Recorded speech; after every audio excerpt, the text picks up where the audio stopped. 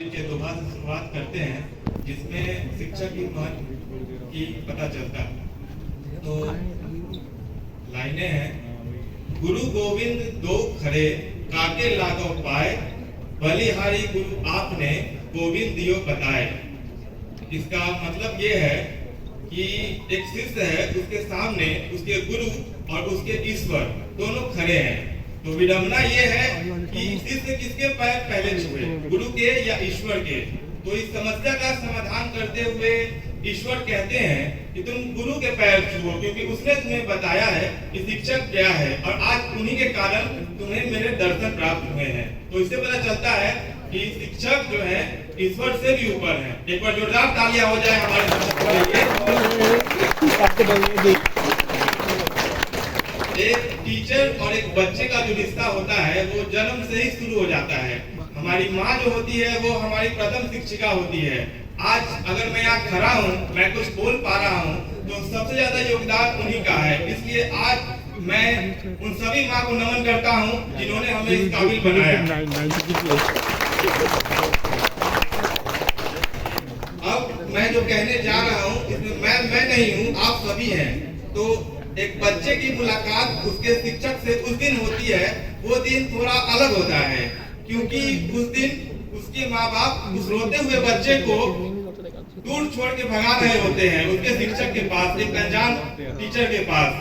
और वो बच्चा उस दिन सबसे ज्यादा गुस्सा अपने माँ बाप से ही होता है। तो वहीं से शुरू करते हैं। एक रोते हुए बच्चे को उसके माँ से दूर करने वाली आप थी, और फिर कुछ ही दिनों में उसकी दूसरी माँ बनने वाली भी आप थी, और फिर उसको A for Apple, B for ball सिखाने वाली भी आप थी, और उसको इतने हद से डांटने वाली भी आप थी।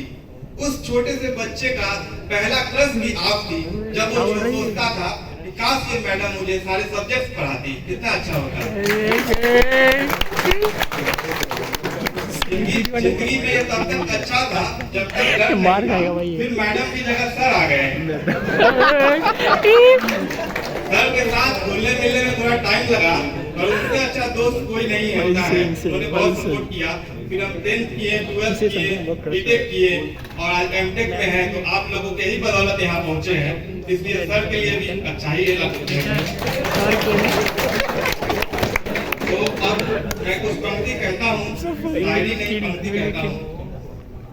तो अर्ज किया है, भाग्य विधाता कहूँ उन्हें या आपको भाग्य रचयिता।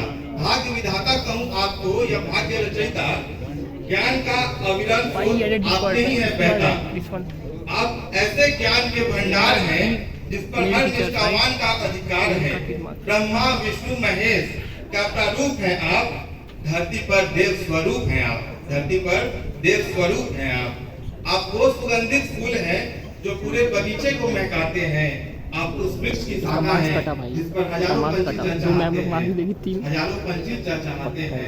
आपके चेहरे पर मुस्कान लाना हर परिणाम अंकों से ज्यादा है। जब तक हमारा जीवन रहे आपके सामने नतमस्तक रहे, यही हमारा वादा है। और इस देश को सशक्त बनाने में आपका ही योगदान है। आज मैं नमन करता हूँ आपको, क्योंकि आप सचमुच महान हैं। आप सचमुच महान हैं। Thank you very much.